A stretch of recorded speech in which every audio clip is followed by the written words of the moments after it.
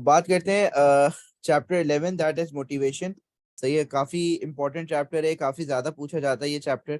सही है, और इसके अंदर मेनली जो है वो आपकी थियोरीज और आपके फाइनेंशियल फैक्टर्स और non financial factors of motivation हम इसमें डिस्कस करेंगे। अब मोटिवेशन क्या होता है? The internal and external factors that stimulate people to take actions that lead to achieving a goal. आपके इंटरनल एक्सटर्नल फैक्टर्स जो आपको स्टिमुलेट करते हैं, स्टिमुलेट करना मतलब फोर्स करते हैं टू टेक एक्शंस, वो एक्शंस लें that leads you towards achieving a goal. For example, अगर आप आज पढ़ाई कर रहे हैं तो इसके पीछे कोई ना कोई मोटिवेशन होगी। सही है, पढ़ाई करने की। सही है, अगर आप कोई भी काम करते हैं उसके पीछे कोई ना कोई मोटिवेशन होती है। सही है, तो हर एक चीज के पीछे आपकी कोई ना कोई एक मोटिवेशन होती है, एक रीजन होता है, तो जिसकी वजह से आप जो है वो काम कर रहे होते हैं। अब जैसे बिजनेस कर रहे हैं तो उसके पीछे की मोटिवेशन क्या है? प्रॉफिट होगा। सही है, आप पढ़ रहे हैं तो उसके पीछे की मोटिवेशन क्या है? अच्छी जॉब लगेगी। सही है, तो हर एक चीज के पीछे कोई ना कोई मोटिवेशन होती है। इवन इन रिलीजन भी देखें आप, क्यों नमाजें आप लोग पढ़ते हैं, क्यों नेकियां करते हैं, या क्यों अच्छे काम करते हैं? क्या उसका मोटिवेशन है? जन्नत मिलेगी। ठीक है, तो हर चीज में आपका कोई ना कोई जो है वो मोटिवेशन मौजूद होती है।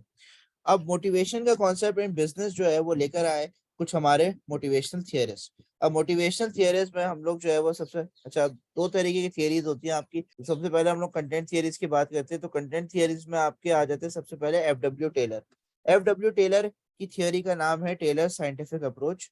और इसने जो है वो सिंपली एक्सपेरिमेंट कंडक्ट करा था, और उस एक्सपेरिमेंट का ये समझ लो एक तरीके से पूरे एक्सपेरिमेंट के स्टेप्स हैं। स्टेप्स ये याद नहीं करने होंगे आपको। सही है, आपको बस पता होना चाहिए कि ओवरऑल इसने क्या करा था। तो इसने जो है वो एक ग्रुप ऑफ वर्कर को सेलेक्ट करा था। सही है, उनको पहले एक टास्क दिया था और उनको ऑब्जर्व करा था कि वो टास्क कैसे कर रहे हैं, और फिर टाइम जो है वो उसका रिकॉर्ड कर रहे थे। और फिर जिसने जो क्विकेस्ट मेथड से जो वो जिसने कम से कम टाइम में पूरा वो टास्क अचीव करा, तो उसने वो आइडेंटिफाई करा उस मेथड को, और फिर सारे वर्कर्स को जो है वो ट्रेन करा।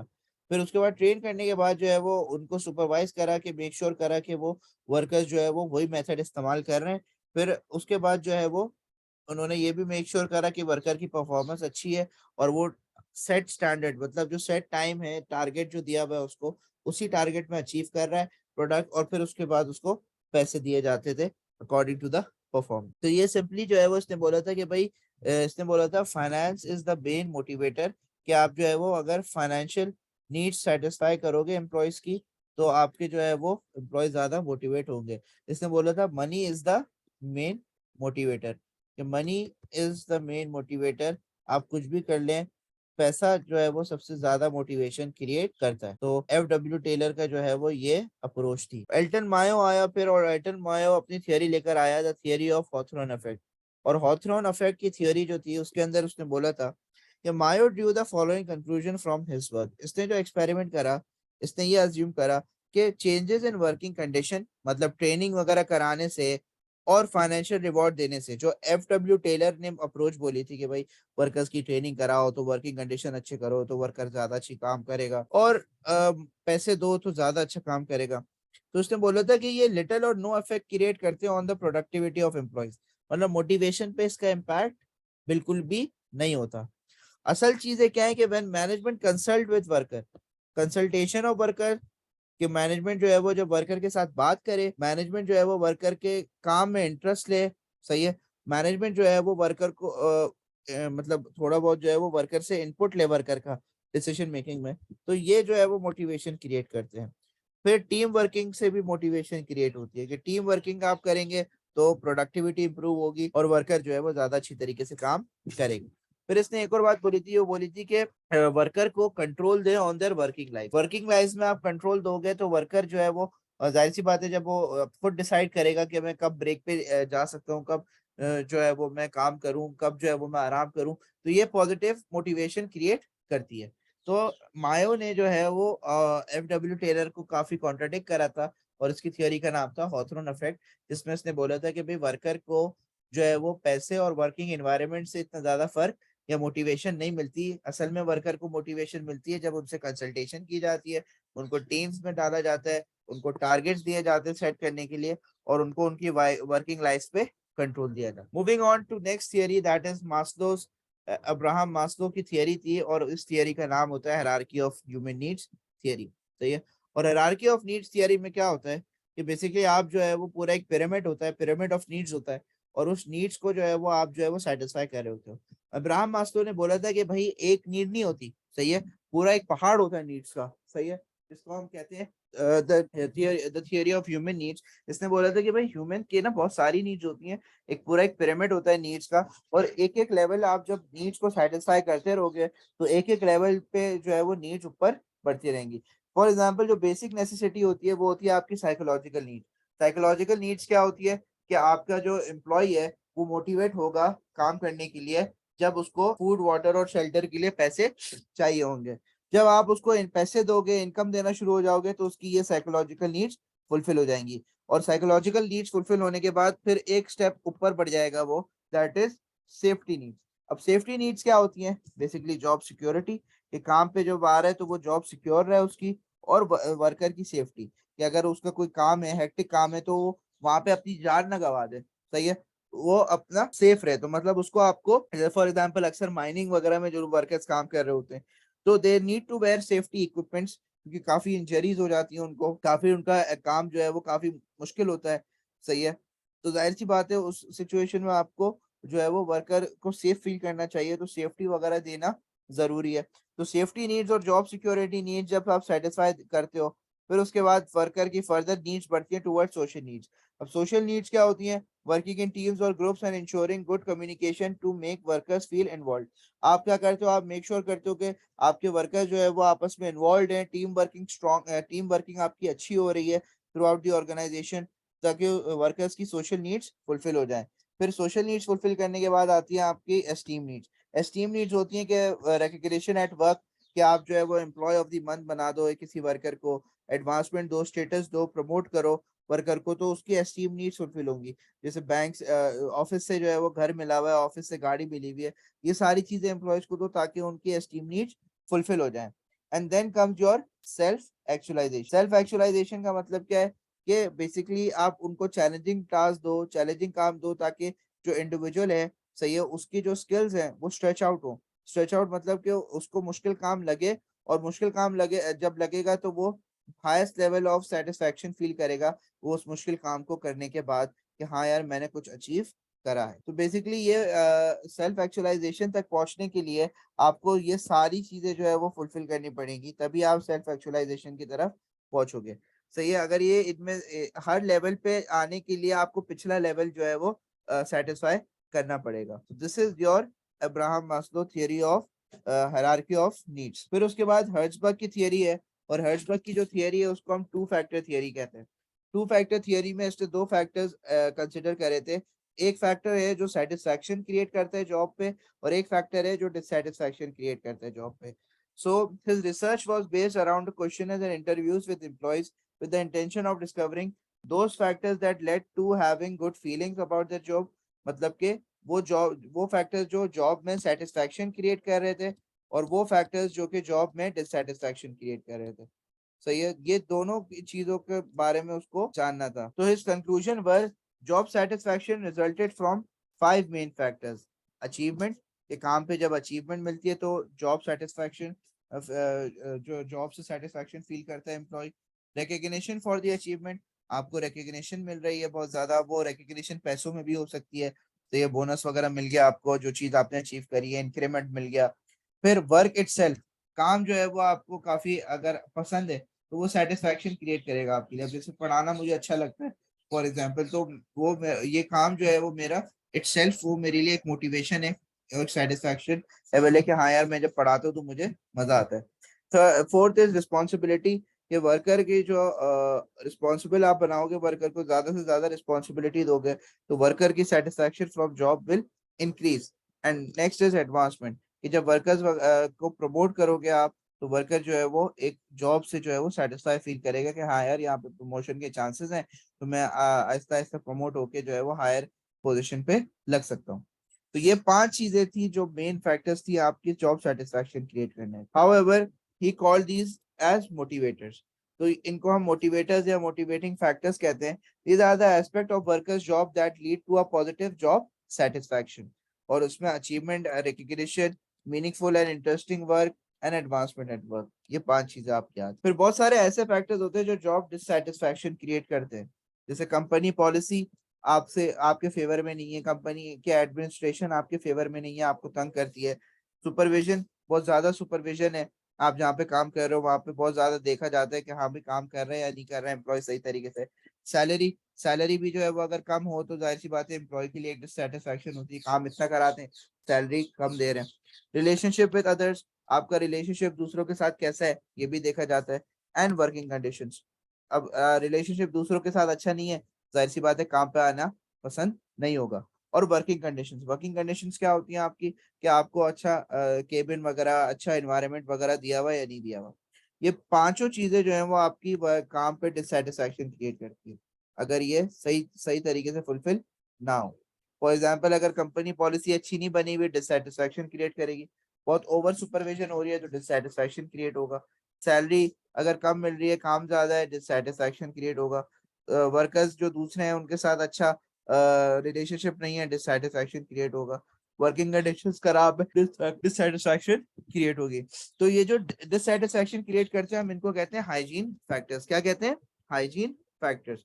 तो हाइजीन फैक्टर्स बेसिकली वो आपके फैक्टर्स होते हैं जो आपकी जॉब पे डिससेटिस्फैक्शन जो है वो क्रिएट कर रहे होते हैं। फिर बात करते हैं मैक्लेलन की, और मैक्लेलन की जो थियरी है उसको थियरी का नाम है मोटिवेशनल लीड्स थ्योरी। और मोटिवेशनल लीड्स थ्योरी में उसने बेसिकली 3 मोटिवेशनल लीड्स की बात करी थी। उस ये बेसिकली एक साइकोलॉजिस्ट था और इसने बोला था कि भाई 3 जो चीजें हैं ये आपके वर्कर के अंदर जरूरी है, सही है, और ये 3 चीजें आपके वर्कर को मोटिवेट करती है, सही है। ये 3 इसने एक कैरेक्टरिस्टिक बताई थी वर्कर्स की, कि ये 3 कैरेक्टरिस्टिक्स होती हैं वर्कर्स की। या तो वर्कर अचीवर होता है, या तो वर्कर अथॉरिटी या पावर से मोटिवेट होता है, या तो वर्कर एफिलिएशन से मोटिवेट होता है। अचीवर का मतलब ये है कि वर्कर अकेला काम करना चाहता है और वर्कर को चैलेंजिंग टास्क मिले तो वो खुश रहता है और अच्छी तरीके से काम करता है, सही है। और चैलेंजिंग टास्क बेसिकली उसके लिए एक मोटिवेशनिंग फैक्टर्स है। तो इन जैसे वर्कर्स को हम कहते हैं अचीवर्स। क्या कहते हैं? अचीवर्स। तो बेसिकली अचीवर्स वो लोग होते हैं जिनको चैलेंजिंग गोल्स की जरूरत होती है। फिर अथॉरिटी या पावर मोटिवेशन बेसिकली वो लोग होते हैं जो अथॉरिटी से काम लेना चाहते हैं या अथॉरिटी से काम करना चाहते हैं, मतलब they want to be dominant, सही है, डोमिनेंट ऑन अदर्स, सही है, पावरफुल या दूसरों को जो है वो मोटिवेट करना चाहते हैं। और इनको मोटिवेशन कब मिलती है? इनको मोटिवेशन जब मिलती है जब ये किसी के अंडर जो है वो काम नहीं कर रहे हो बल्कि किसी के ऊपर काम कर रहे हो, मतलब एक टीम लीडर या एक सीनियर मैनेजर की पोजीशन पे ये ज्यादातर काम करना पसंद करते हैं। तो इनको हम कहते हैं अथॉरिटी या पावर मोटिवेशन। और थर्ड है आपका एफिलिएशन, दैट इज कि कोई भी वर्कर जो टीम्स में काम करने की कोशिश करता है, जिसको टीम वर्किंग ज्यादा पसंद है, तो वो कहलाता है अफिलिएटर। तो एफिलिएटर बेसिकली वो बंदा होता है जो दूसरों के साथ अच्छी तरीके से काम कर सकता है। अच्छा, फिर आती है आपकी रूम की थियरी। अब रूम थियरी जो है वो बेसिकली प्रोसेस थियरी है आपकी। अच्छा, ये मैं इतना ज्यादा डिस्कस या पढ़ाता नहीं हूँ, क्यों? क्योंकि ये आपका इसमें से सवाल कभी आया नहीं है, सही है। However, Room suggested that individuals choose to behave in ways that they believe will lead to outcomes they value. His expectancy theory states that individuals have different set of goals and can be motivated if they believe that। अब basically इसमें ये होता है कि भाई हर एक individual का एक डिफरेंट गोल होता है और उस गोल से वो अपनी मोटिवेशन अटैच करता है। कि फॉर एग्जांपल, अगर मैं जॉब करना मेरा गोल है तो जॉब के साथ मेरी मोटिवेशन क्या होगी? शायद पे की होगी, कि भाई मुझे ज्यादा पैसे मिलेंगे तो मैं नौकरी करूंगा। या मेरे अगर बिजनेस स्टार्ट करना है तो उसके साथ मेरी मोटिवेशन क्या होगी? हाई प्रॉफिट होंगे, सही है। अगर मैं लेट्स सपोज किसी एक स्कूल में पढ़ रहा हूँ या कॉलेज में पढ़ रहा हूँ तो उसके साथ मेरी मोटिवेशन क्या होगी? कि उस स्कूल की फैसिलिटीज या उस यूनिवर्सिटीज की फैसिलिटीज अगर अच्छी हैं। तो ये आपका एक्सपेक्टेंसी थियरी है कि आप जो एक्सपेक्टेशन लगा के बैठते हो उसी हिसाब से आपकी मोटिवेशन होती है। फिर बात करते हैं फाइनेंशियल रिवॉर्ड्स की। अब फाइनेंशियल रिवॉर्ड्स में आपके जो है वो कोई 8 तरीके के फाइनेंशियल रिवॉर्ड हैं और उसके फायदे और नुकसान है। मैंने इसको समराइज कर दिया बिल्कुल। आपकी जो बुक है, अब मैं बुक में जो है वो बहुत लेंथी लेंथी चीजें लिखी हुई है, इसको मैंने समराइज कर दिया एक टेबल के अंदर, सही है। तो ये टेबल डिस्कस कर लेते हैं। सबसे पहले टाइम बेस्ड वेज रेट, उसकी डेफिनेशन है। अच्छा, याद रखिएगा डेफिनेशन, एडवांटेज, डिसएडवांटेज, ये चीजें इंपॉर्टेंट है, तो उसी हिसाब से मैंने ये टेबल बना दिया। तो payment to a worker made for each period of time work, सही है। एडवांटेज क्या है? This system provide some security of pay to workers. Time based wage rate simply जब आप घंटों के हिसाब से पे करते हो, तो आपको सिक्योरिटी मिल जाती है कि हाँ यार जितने घंटे में काम करूंगा उसके पैसे तो मुझे मिलेंगे। फिर डिसएडवांटेज क्या है, some workers might slow down their work to earn more, सही है। तो कुछ वर्कर्स जो है वो अपने काम को स्लो डाउन कर देंगे, सही है, ताकि वो ज्यादा पैसे कमा सकें। जैसे 1 घंटे में अगर कोई काम हो रहा है तो वो 3-4 घंटे लगा देंगे उसको करने में। फिर पीस रेट है। पीस रेट क्या होता है, basically a payment to a worker for each unit produce, कि जितने ये नंबर ऑफ यूनिट्स प्रोड्यूस करेगा वर्कर, तो बेसिकली पीस रेट होता है आपका। एडवांटेज क्या है, it encourages greater effort and faster working, सही है। तो आपका एफर्ट और जो है वो वर्कर जो है वो एफर्ट ज्यादा डालता है क्योंकि उसको ज्यादा नंबर ऑफ पीसेस बनाने होते हैं। हाउएवर क्वालिटी खराब हो जाएगी काम की, सही है, क्योंकि जाहिर सी बात है वर्कर जब तेजी में जल्दी में काम करेगा तो आपकी प्रोडक्ट की क्वालिटी खराब हो सकती है। Third is salary. सैलरी क्या होती है, एक फाइनेंशियल रिवॉर्ड होता है। सिंपली ये एनुअल इनकम होती है जो मंथली बेसिस पे दी जाती है। फायदा क्या होता है, फायदा ये होता है कि आपके उन बिजनेसेस में ये इस्तेमाल होती है जहाँ पे आपका आउटपुट जो है वो मेजरेबल नहीं होता। और डिसएडवांटेज ये है कि इनकम जो है वो आपकी डायरेक्टली एफर्ट लेवल से रिलेटेड नहीं होती। तो जो सैलरी पे होते हैं वो अक्सर जो है वो काम कम कर रहे होते हैं, या वो काम जो है वो एक दिन काम करते हैं एक दिन आराम करते हैं, इस तरीके से उनका एटीट्यूड होता है। फिर commission, a payment to a sale person for each sale made.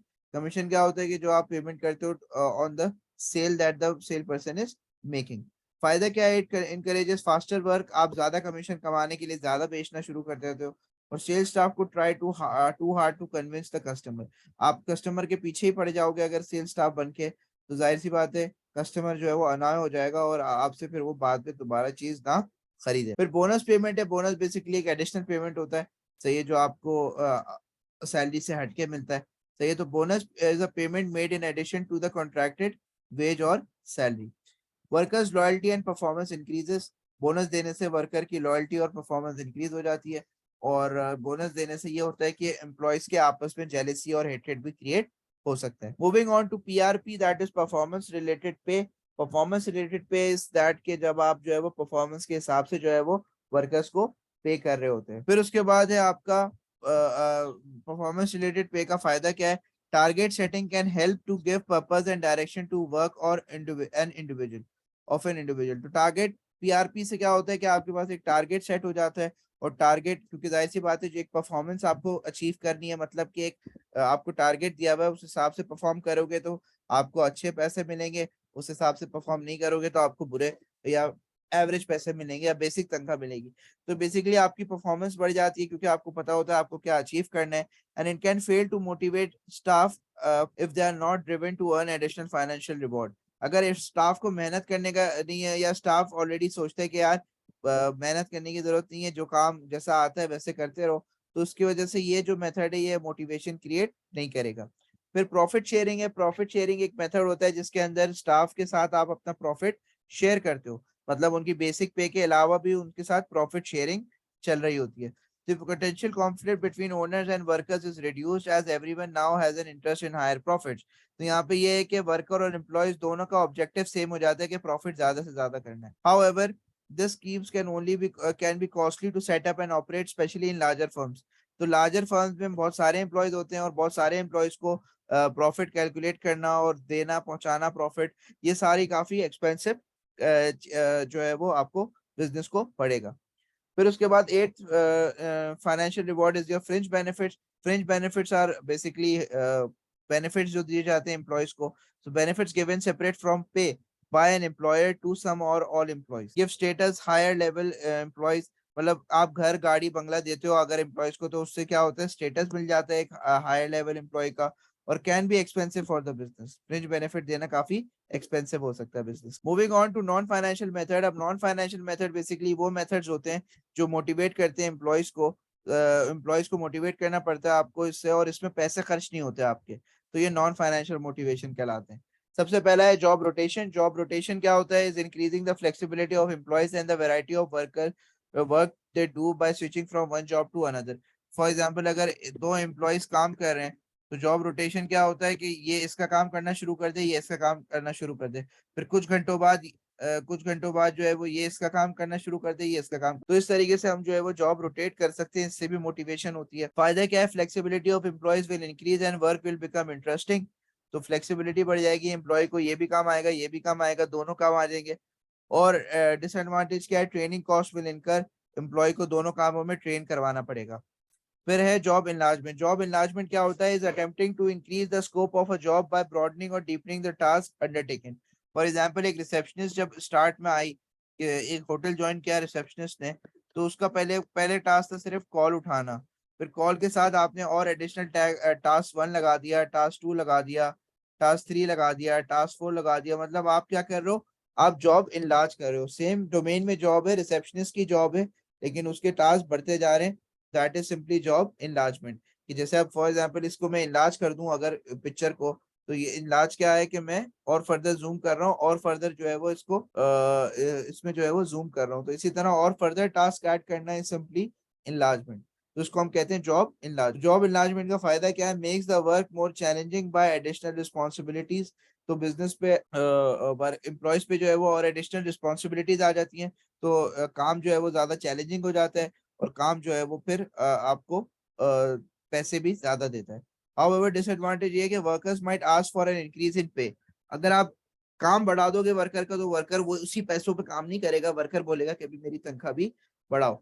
फिर है job enrichment. Job enrichment aims to use the full capabilities of workers by giving them the opportunity to do more challenging and fulfilling work. Job enrichment क्या होता है, job enrichment is basically कि जब आप worker को promote करते हो या वर्कर को जो है वो टास्क को इनरिच कर देते हो। More status and recognition to workers will increase their job satisfaction. तो इनरिचमेंट से क्या होगा कि जॉब सेटिस्फैक्शन इंक्रीज हो जाएगी, एंड ट्रेनिंग कॉस्ट हाउएवर आपको करवानी पड़ेगी।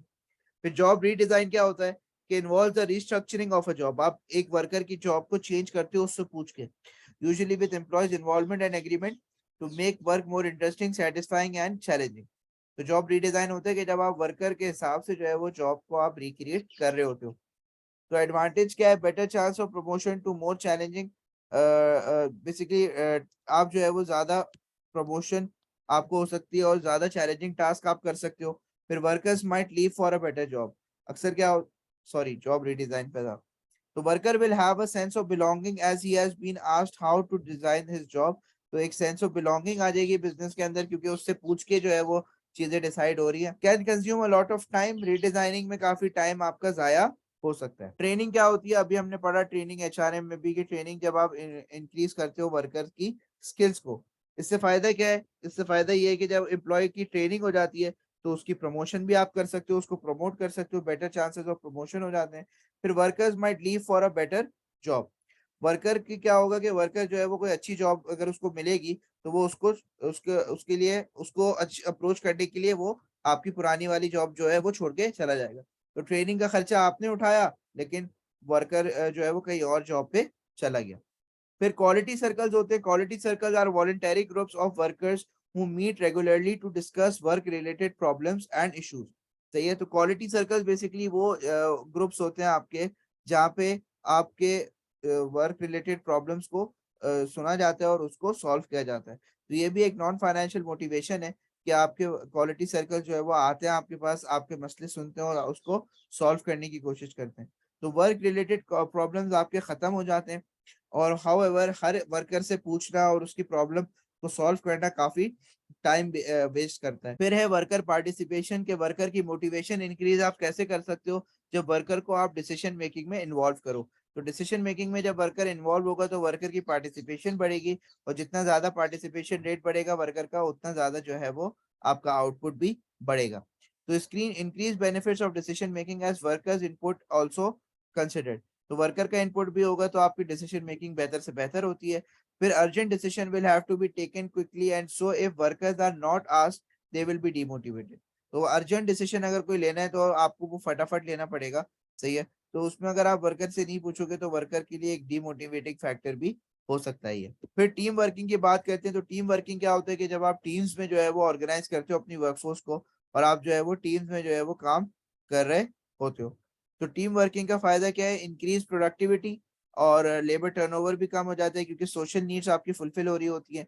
तो लेबर टर्नओवर भी कम हो जाता है और आपकी प्रोडक्टिविटी भी बढ़ जाती है। However not everyone is player some. अब जैसे हमने उसकी थियरी में, मैक्लेलन की थियरी में पढ़ा था कि भाई हर कोई टीम वर्कर नहीं होता, कोई लीडर बनना चाहते हैं और कोई अकेले काम करना चाहते हैं।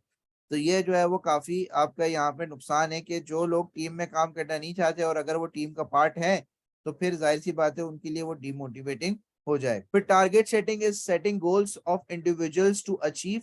आप जब इंडिविजुअल्स को गोल्स देते हो और वो लोग वो अचीव करते हैं। एडवांटेज क्या है, employees have a direction to work towards and their performance in is analyse. तो यहाँ पे ये है कि आपकी परफॉर्मेंस एनालिसिस भी काफी ज्यादा हो रही होती है अगेंस्ट द टारगेट्स। फिर might be demotivating if inadequate training is given to achieve the targets। तो यहाँ पे ये है कि अगर ट्रेनिंग सही तरीके से नहीं दोगे या inadequate ट्रेनिंग दोगे तो ये काफी ज्यादा डिमोटिवेटिंग हो सकता है टारगेट सेटिंग, क्योंकि आपने टारगेट तो दे दिया लेकिन ट्रेनिंग नहीं करवा रहे वर्कर्स की, तो वर्कर जो है वो कभी भी खुशी खुशी टारगेट अचीव नहीं कर पाएगा। फिर एम्पावरमेंट एंड डेलीगेशन। एम्पावरमेंट क्या होता है कि वर्कर को अथॉरिटी देना, और डेलीगेशन मतलब कि नीचे वाले वर्कर को, अपने से जो नीचे वर्कर काम कर रहा है उसको अपने टास्क दे देना। तो इससे भी जो है वो वर्कर मोटिवेट हो जाते हैं, क्योंकि जब अथॉरिटी मिलती है और मैनेजर लेवल के टास्क मिलते हैं तो वर्कर जो है वो उसको मुश्किल काम मिलता है और वो खुश हो जाता है उससे। तो ये तो empowerment they involve the passing down of authority to perform task to workers. Although empowerment goes further by allowing workers some degree of control over how the task should be undertaken। तो यहाँ पे ये है कि empowerment और delegation से ये होता है कि आपके जो वर्कर है उनको जो है वो काम करना काम मिल जाता है मैनेजरियल लेवल का। तो worker get managerial level work and increase their job satisfaction. तो जॉब सेटिस्फैक्शन इंक्रीज हो जाता है। फायदा ये है, नुकसान ये है कि managers might become insecure for their jobs if the task is done better than them. तो मैनेजर अगर एम्प्लॉय अच्छा टास्क कर दे मैनेजर से, तो मैनेजर अक्सर जो है वो इनसिक्योर हो जाते हैं और उनकी पोजीशन पर खतरे में आ जाती है। तो ये आपके फाइनेंशियल और नॉन फाइनेंशियल मोटिवेशन फैक्टर्स हैं। सही है। तो ये नोट्स आप लोग जो है वो मोटिवेशन के ये काफी कॉम्प्रिहेंसिव नोट्स हैं। तो ये और मतलब बहुत कंसाइज मैंने बनाए हुए हैं। अगर आप बुक से पढ़ेंगे तो काफी जो है वो आपको लेंदी लगेगा मोटिवेशन वाला चैप्टर। तो मैं आपको यही प्रेफर करूंगा कि आप इसी से पढ़िएगा। तो यहाँ पे ये हमारा मोटिवेशन वाला चैप्टर भी खत्म होता है और अब नेक्स्ट हम लोग मैनेजमेंट वाला चैप्टर स्टार्ट करेंगे।